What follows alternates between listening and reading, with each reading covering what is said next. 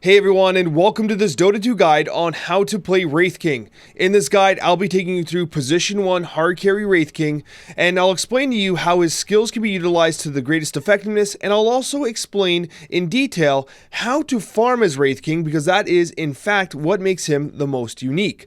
I'm also going to break down several different item builds that you can utilize, which will all be included in my beginner's guide, which will be included in the game and in the client for you to use. Let's get started. Before we jump into the demo lobby, let's discuss Wraith King a little bit based on his attributes. Now, it's important to understand that he is a carry, but he's a mid to late game carry, not like a super late game carry like a Sven or a PA. Wraith King is unique because he has certain timings that are hit relatively early in the game that make him very, very strong. However, if you allow him to try to fight certain carries very, very late in the game, like level 25 and up, he often gets outclassed. So it's important to identify when he is able to fight. His Radiance timing, which we'll discuss when we talk about items, is one of those core moments. Now, with that being said as well, it's also important to know that he's considered a stabler because he has a stun in Wraithfire Blast, which is extremely valuable. He's also considered very durable, but this is the whole reason why I do these little sessions before we jump in, because that's actually deceiving, okay? He's considered durable because yes, he's a strength-based hero, and yes, he has Reincarnation, which is his ultimate ability, which brings him back from the dead. So that's pretty durable. However, one thing that's important to understand is in the laning phases between levels 1 and 5, he is extraordinarily weak. He only has 2 armor.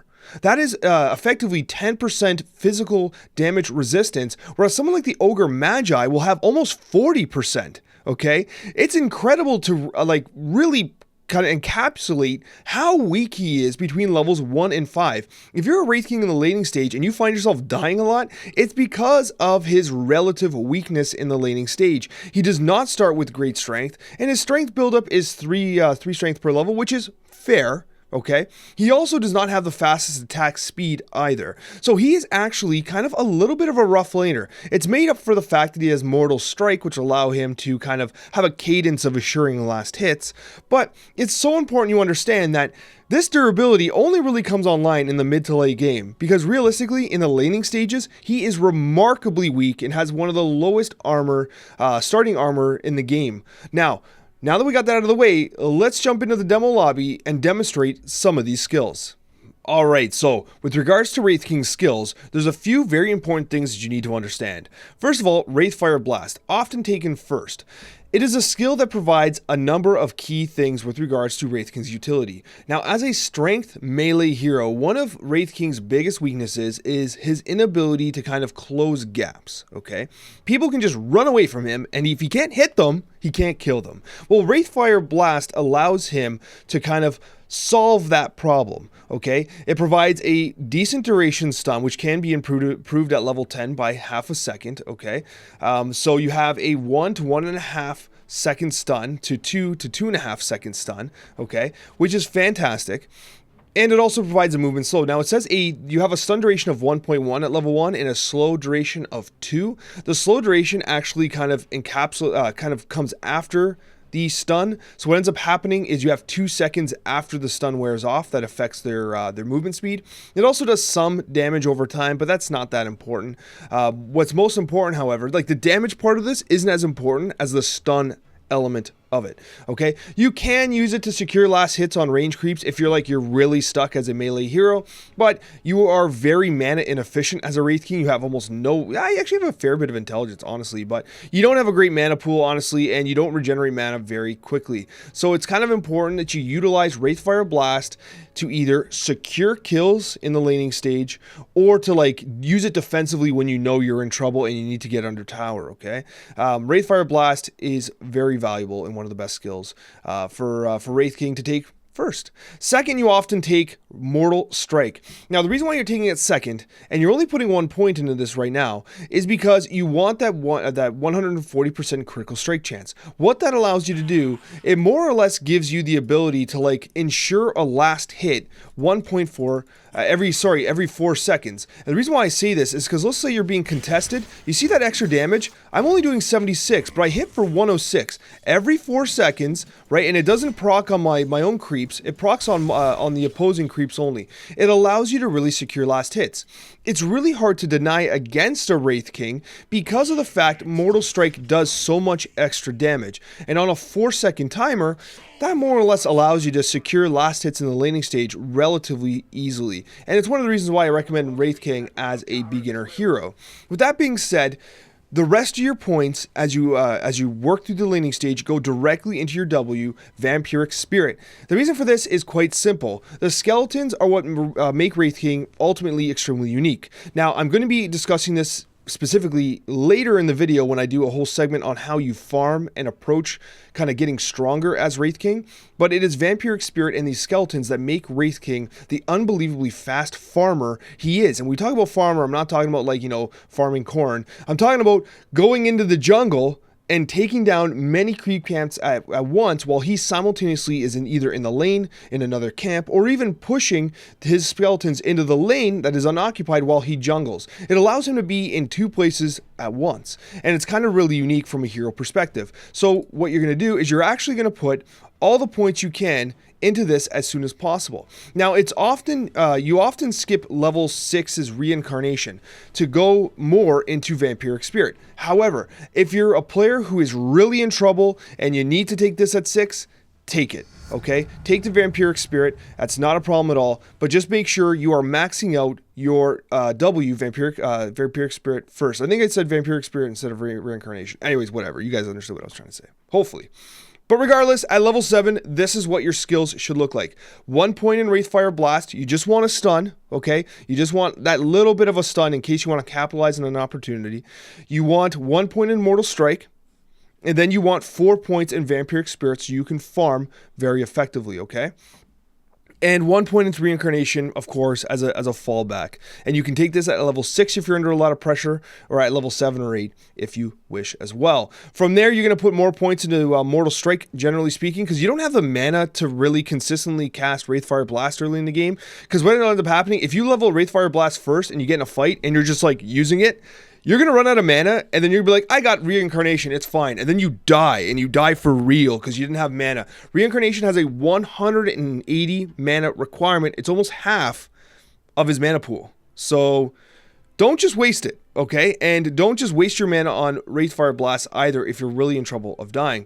Now, I know I want to show you guys some demonstrations of these skills. However, it's really important that you see the items first, because the items play a key role into how you use your skills, okay? Because the items correct some of the deficiencies of Wraith King.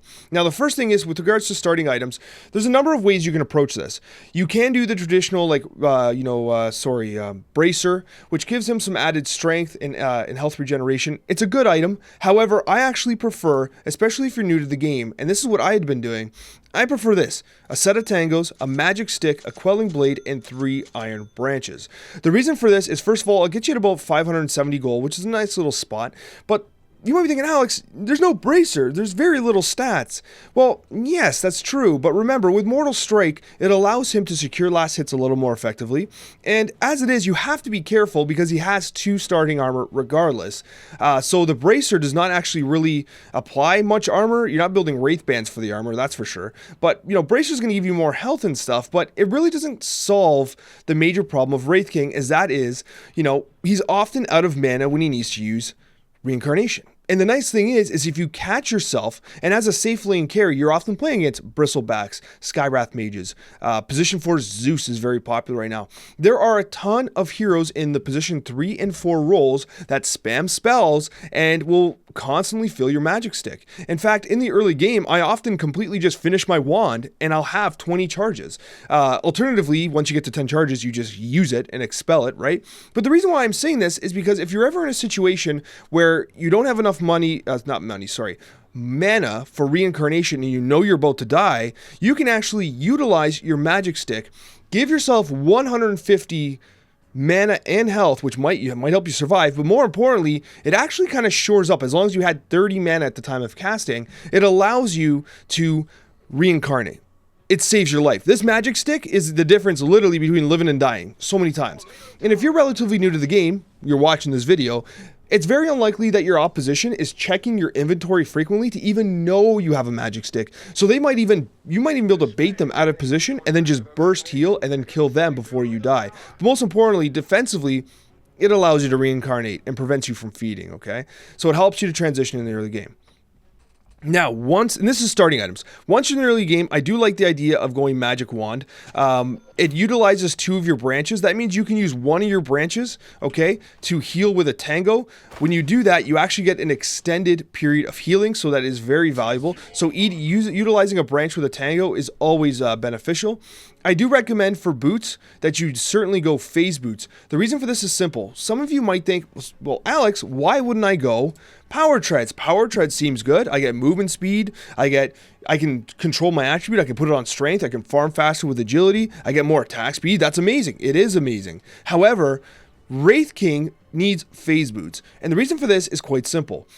First of all, your skeletons will block your pathing. So in the early mid game, when your skeletons are like actually pretty vital, and you're trying to close down on a kill with a Wraith Fire Blast, and you're trying to get to the target to give them a good smack, your skeleton's going to be in the way. And the phase boots will allow you to phase through them so that you can actually get to the target, okay? One of the major problems Wraith King has as well is the ability to actually catch targets. So Wraith Fire Blast is great, but you'll often find yourself, because he's pretty slow, you'll often find yourself using it at range and then using the stun time to catch up to a target, okay? And when that's happening, you need to use phase boots, which greatly increases your speed to close that target down. It also allows you to phase through others. It also solves a major problem with you. It gives you additional armor, okay? And with that being said, one of the things I often get first in terms of like when I'm laning, I don't often get boots of speed first because, you know, I don't really usually feel like I need it. I almost always get chainmail first with Wraith King. Why? Because he starts with so little armor, and that chainmail really makes a difference in the lane and helps him to survive. And then I often go boots or blades of attack. You don't need blades of attack really with Wraith King because of his crit. You should be securing last hits, no problem. I usually go chainmail, boots, and then blades of attack to finish the phase boots. The phase boots are what you want to build on Wraith King. And of course, I always keep tangos and healing salves because don't rely on your support to heal you. Sometimes you got to heal yourself, okay? From there are 2 core builds that you go with Wraith King, okay? So let's assume we used all this. Let's assume that we've, let's say we're holding on to the Quelling Blade for now. It really helps to kind of take down creeps and small camps. I prefer the Radiance build. Now, I'm including both because I will allow you to experiment, but these are 2 core builds that you use on Wraith King. The Radiance build has you build a Gloves of Haste. This is simply to allow you to farm faster, because one of the biggest problems with a Radiance build is that it has one of the longest builds up in the game where you are sincerely weak and you were not prepared to fight, and that is the buildup of 3,800 gold to Sacred Relic. If you are new to Dota, and if you've been playing position 3, 4, 5, you're looking at this, you're thinking, Alex, how do you expect me to get 3,800 gold? That seems impossible. Not for Wraith King. You can get a timing of a Radiance in about 16 to 18 minutes. If you have a little bit of rougher lane, 20 minutes. After that, you're way past your timing and it kind of feels bad, but still good, right? Relatively low MMR games, newer player games, should be fine, okay? But at the end of the day, practice makes perfect, and the more you do this, the more you'll improve that time, okay? You can be as fast as 16 minutes and probably as slow as like 20, realistically. 21, we'll say, okay? But basically what that means is that you're weak for that period of time. You need this Gloves of Haste to farm faster. And I'm going to show you in a replay that I'll show you in a few minutes here. I'll show you how to utilize Vampiric Spirit to take advantage of, all those camps so that you can farm the Sacred Relic as fast as possible. Once you have Radiance, right, you can farm incredibly fast. But it's important to understand is that once you have Radiance, you might want to start engaging in fights. You never want to engage in fights before your Radiance timing. You want to farm. You want to last hit in the lane. You want to take jungle camps.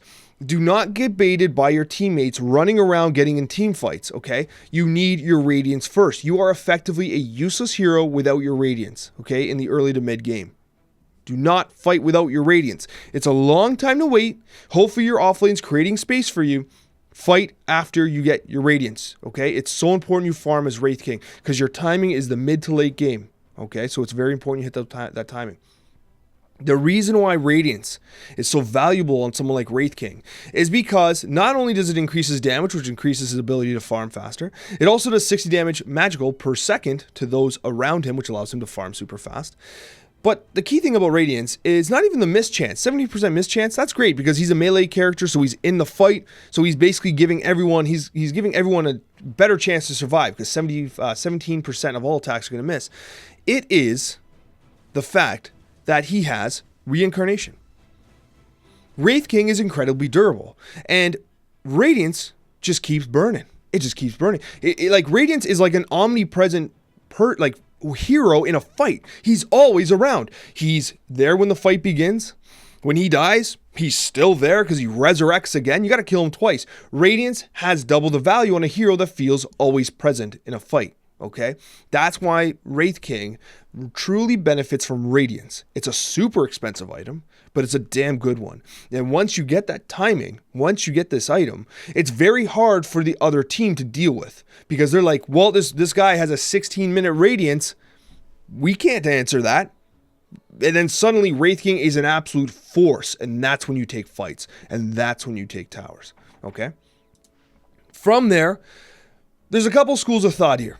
If you're against very magic-centric lineups and you're taking a ton of magical damage, you could go Radiance into BKB. BKB is never a bad idea on a Wraith King. It also solves one of your other major issues, is that you are susceptible to crowd control, being hexed, being basically shackled by a shadow shaman and just stomped, right? Of course, the Radiance will burn those guys doing it, but it gives you a little bit of added sustain, added protection, helps you remain in the fight. You stay in the fight longer, you burn people with Radiance longer, and you right-click people longer, right? Super valuable.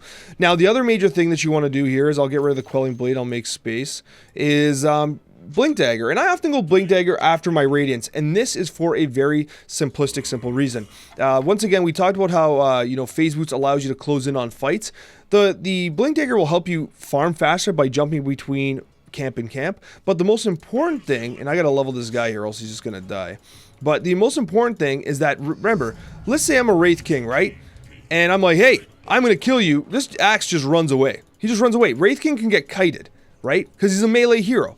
Now, you can Wraith Fire Blast, right, and try and get on top of him, but he can still just kind of run away, right? Now, the reason why you have a Blink Dagger is because people have learned to kind of avoid Wraith Kings, especially if they have Radiance. What the Blink Dagger allows you to do, it allows you to essentially do this.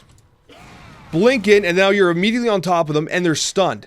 Because one of the major problems with Wraith King is that sometimes you have to use your stun just to catch somebody. And by the time you actually go to hit them, the stun's over. But when you have a Blink Dagger, it allows you to initiate stun and then get a shot or two while they're actually stunned. And it effectively doubles your DPS on a given target because they're not able to get away from you immediately. They're taking burn damage, you're auto-attacking them a couple times. The Blink Dagger is a very valuable item for Wraith King because it allows him to initiate better. It allows him to avoid getting kited. And when you're super strong, opponents are going to see you and they'll be like, oh, Wraith King's here, we're gone, and they're going to scatter, and then you can blink on a support, stun him, and just literally two-shot him. Like, you will literally two-shot him. That's why the Blink Dagger is so valuable. Let's talk about the second build. The second build is a little different. Okay, I'm going to sell these items here. Now, as I said before, I prefer the Radiance build, but I want to give you the option of something a little different that is often seen. Now, you could skip Midas, okay? But Hand of Midas allows you early to really accelerate your game, but via experience and via gold. And Wraith King loves both of those things. Now, the Hand of Midas is greedy. Don't get me wrong. It is a very greedy item. The reason for this is because you are relatively weak the whole time because you get your Gloves of Haste for 450 gold. That's great, right? You still have your Quelling Blade at this time, by the way. But it is a 1750 run all the way to the recipe.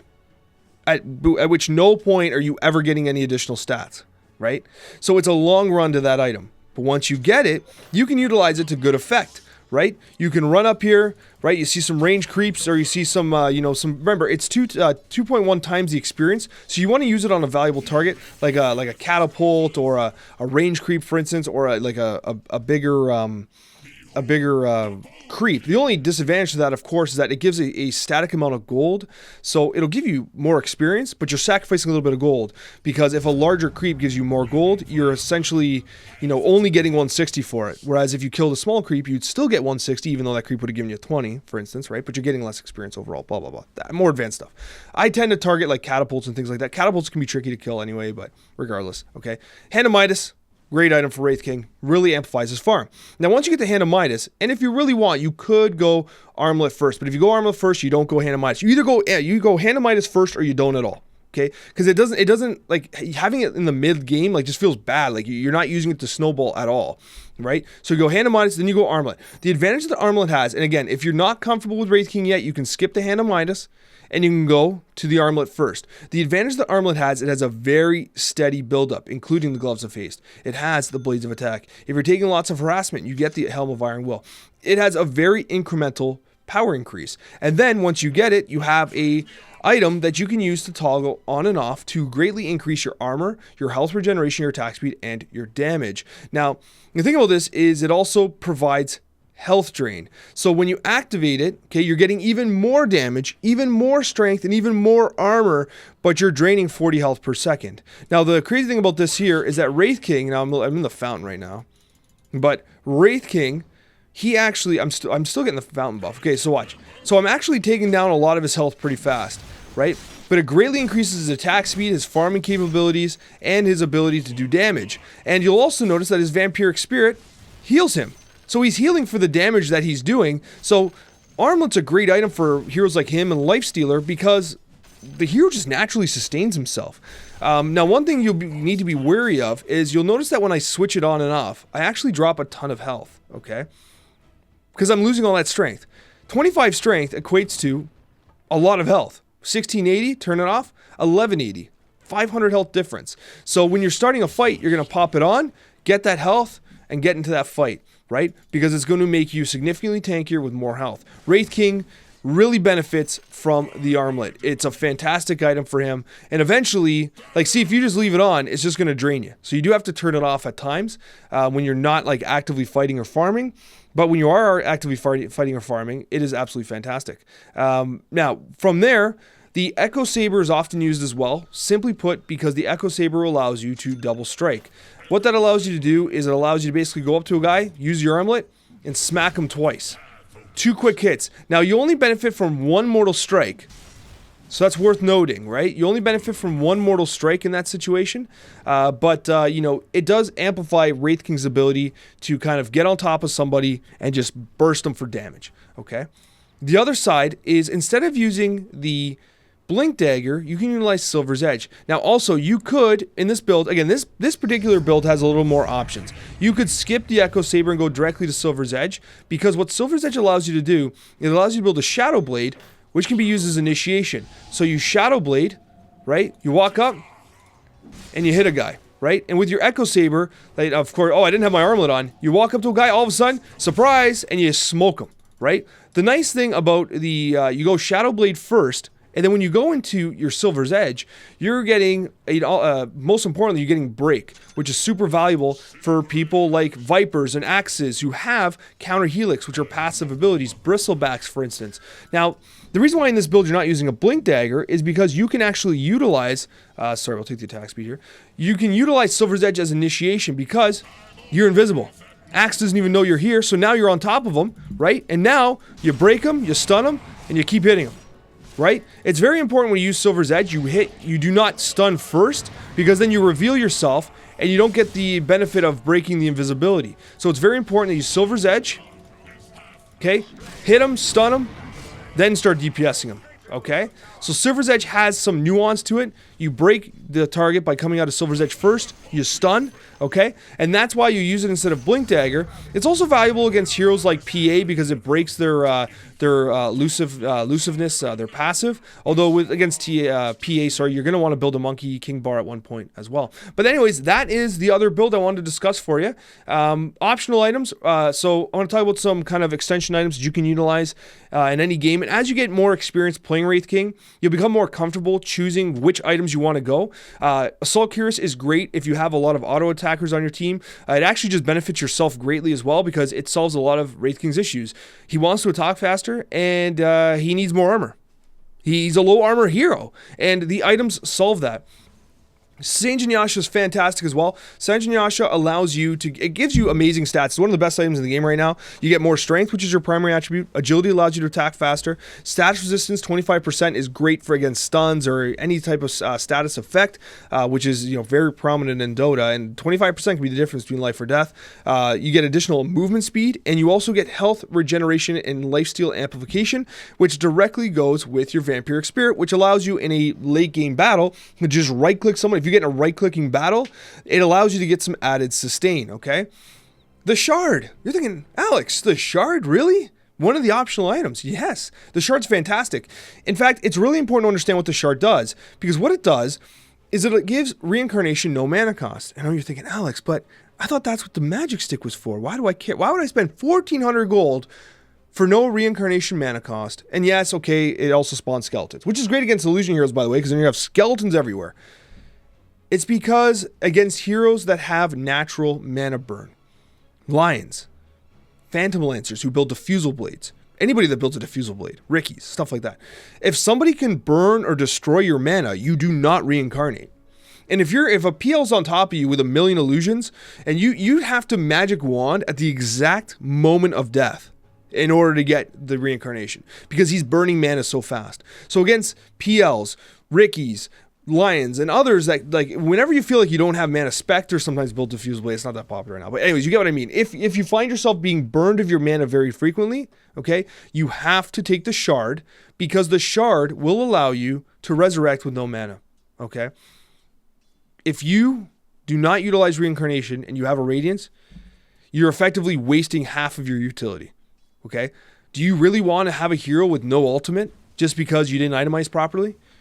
If your mana's getting burned, you take the Agnum's Shard, okay? And it should come after your Radiance, because that's when, if you're finishing Radiance, the Phantom Lancer is finishing Diffusal Blade, or has finished Diffusal Blade. So it'll usually be your item after Radiance, or your item after maybe not after Armlett. Well, if you go Midas and Armlett, then yes, you go after that. But if you're going Armlett, maybe you can get your Echo Saber, then your Shard. It's up to you, right? You have to check the opposing inventories, okay? Mjolnir is excellent for Wraith King, gives him added attack speed. His active is very useful as well. But most importantly, in the current meta, one thing that Wraith King does not handle well is a million illusions, okay? PLs.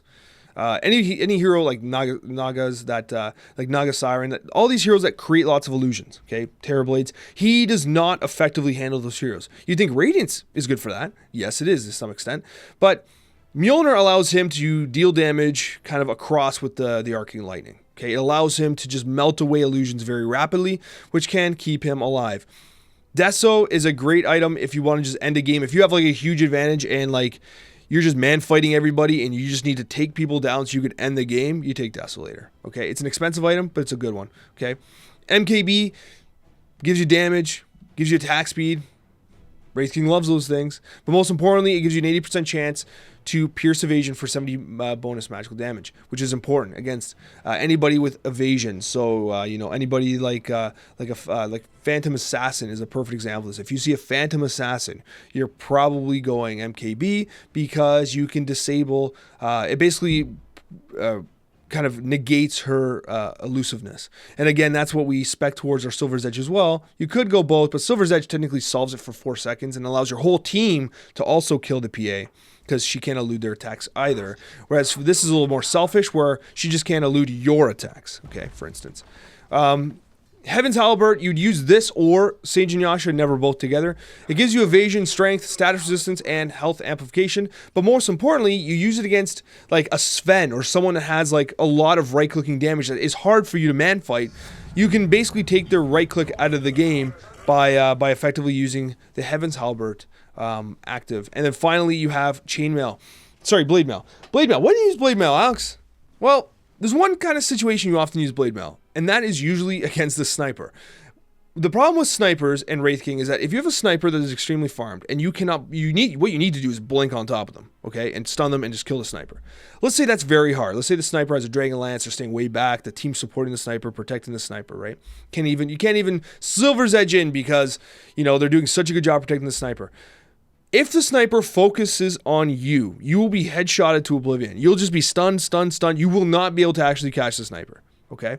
That is when you sometimes build a blade mail so that you can proc blade mail, and it basically makes so the sniper does not want to hit you, okay? Because then the sniper, you have so much more health than the sniper will just die if they keep auto-attacking you.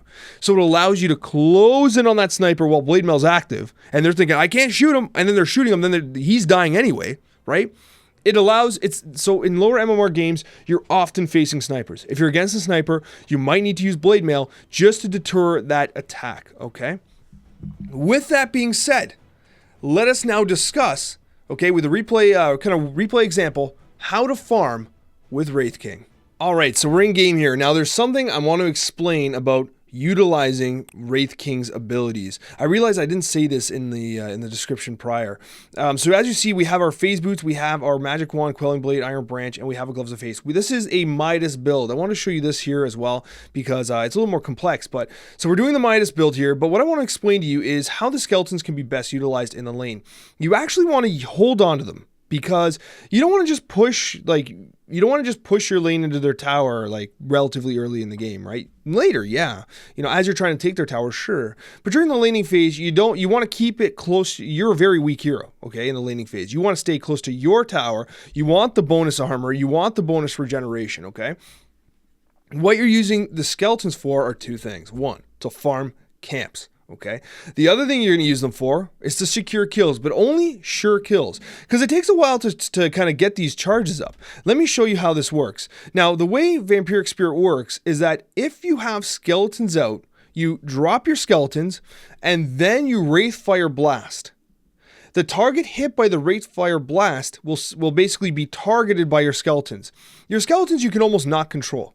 However, the only way you can control them is by telling them, hey, focus fire this guy by Wraith Fire Blasting the target. So you got to get used to hitting W then Q. So you launch your skeletons and then you stun to secure a kill. And you only do it if you know you're going to get a kill. So in this example here, okay, this Witch Doctor is going to poke his nose into vision. I know I can kill him. Okay, I get my skeletons, I stun him, all the skeletons jump on top of him. I know this guy's done. The skeletons are going to get him, right?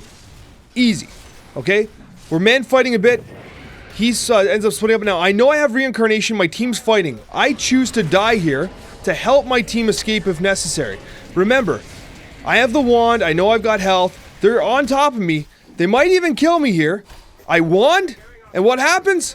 I get away, right? Barely any health, but you see why the wand is so valuable and the phase boots? I basically was able to secure a kill and look, right back to farming. No time wasted, right? I missed the last hit. Oh no, I did get the last hit, right? And I ended up killing that Chaos Knight because my skeletons got him. Can you guys believe that? Let's do the free camera here. Let's go back 10 seconds. Where's CK? CK's fighting, and what happens? He gets chased down by my skeletons while I'm farming. It's ridiculous. These little dudes are amazing. Anyways, so that is an example of how you can utilize Wraith Fire Blast and your skeletons to secure kills in lane. However, it's really important you understand how to use them to farm as well, and we're going to talk about that next. Alright guys, this is how you farm as Wraith King. Essentially, I have my Midas and I have an Observer Ward. You're thinking, Alex, an Observer Ward? Why do you have an Obs Ward? It's actually relatively simple. So I take the experience and the gold with the Midas here. Keep an eye on the timer. Do I forget here? Do I forget? No, stack, get the stack. Yes, got the stack, right? Now you'll notice once I get the stack, I drop my skeletons and I'm gonna leave them. I'm gonna abandon them. Now the skeletons you can't control, okay? They'll only go where they have vision. Now take a look at what they do. They kill this camp for me, right? And what they're gonna do is they're actually gonna run here because I have a ward here. See how I have these wards set up? They can see the camp by themselves. So while the skeletons are killing these camps, I'm killing this camp. I'm literally farming two separate places at once, okay? I have my Midas. Look, I'm trying to farm. I'm actually going Radiance this game. I went Midas into Radiance. I'm skipping the Armlett. You can do the same as well. Look, these guys are killing these creeps. And I'm over here. I'm literally farming 2 spots at once. And this is what makes Wraith King so unbelievably powerful as a farming hero. If you just try and like fight and chase guys around, you can't do this. And look, they naturally run into the lane. No one's here. They're going to take these last hits from me. They're going to push the lane into the tower. Meanwhile, I'm farming a whole other location. I'm trying to stack again. Do I get it? I always mess up stacks. There we go. Good job, Alex. I gotta practice stacking, I tell you. It's also very important, though, as a carry, that you keep an eye on the time so that you can take advantage of those stacks. Look, I'm farming double the creeps now. Because as a Wraith King, I can go through the camps faster than they can spawn. And now, right, at this point, I'm still building up my vampiric stacks. At that point, I decided to drop them because I still want to farm faster, right? I didn't end up building the whole stack. But I helped out a little bit here, right? I know they're going to finish that camp. And because the skeletons do resurrect here. But anyways, the core thing is here, like, see, they're surprisingly strong. This guy actually has a war stomp, so he actually tends to be a little harder, but those guys will get him. They'll get him down, see that? You might have doubted, but these skeletons, they actually put up quite a fight. Look, and he's dead, and where am I? I'm over here farming, okay? This is what allows Wraith King to farm so amazingly fast, okay? And I'm going after the Radiance after a Midas, which is incredibly greedy. I almost don't recommend it, but at this point I've been playing Radiance, Wraith King nonstop for a month. I was very comfortable with him. I knew what I could do against this game. I saw that they have no heroes that can push towers, except for CK. Like, they don't have a DP, they don't have a Shadow Shaman, they have no one that's going to punish our towers, so I know that as a farming hero, I'm going to have more space, okay? Alright guys, and that's how you farm on Wraith King. It's relatively straightforward, but at the end of the day, he is a hero that is so immensely powerful as he farms effectively. And once you get your Radiance, right? The one nice thing about him is once he gets his Radiance, right, which is going to be, it's a little later this game because I went Midas first, right? Is it on the way? It is on the way. So I did a 19-minute Radiance with a Midas, which is actually pretty incredible. And once you get that, I'm queuing up the Blink Dagger because I know I'm strong and I want to initiate fights. And what do? I start seeking out fights, right? I'm going to the other side of the map. I'm telling my team, guys, I'm ready to fight. These guys can't fight me right now. I'm almost at my Blink Dagger, right? I might even wait to finish my Blink Dagger at this point. But you're seeing right now, I'm not just in my jungle. I'm roaming. I'm ready to fight. I'm ready to cause problems. I have a Radiance. It's 22 minutes. It's 19 minutes. It's 20 minutes. These guys cannot deal with me. Okay, they cannot deal with me. This is a little dangerous, honestly. Alex, what are you doing? Turn around. I know what I'm doing. I bet you I'm gonna drop these guys and run away. I'm gonna get to 8. Oh, come on, you're being greedy. Get out!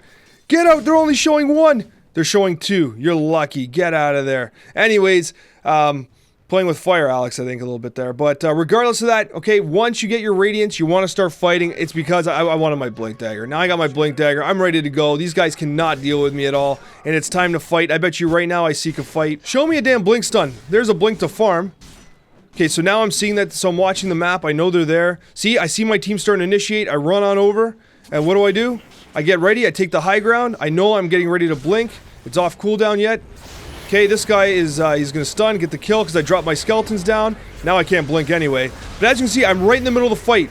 I don't care if I die. I'm right in the middle of the fight here. Oh, now I'm stunned. But see, I'm trying to get in the fight because right now, he's still burning with Radiance. Okay, he's still burning with Radiance. Look, see? That's the problem with Wraith King. He is omnipresent in these fights. He's impossible to deal with because he is so unbelievably strong. He's durable, and this Radiance just keeps on ticking. Just be present in the fights once you get your Blink Dagger and your Radiance, guys. This is Wraith King. I hope you guys liked the guide. It was a lot of fun to make, and I hope you guys find success in Dota 2. Please like the video if you want to support the channel. You want to see more videos like this as well. Thank you guys so much for watching, and a very special thank you to all of my wonderful subscribers. We will see you in the next video.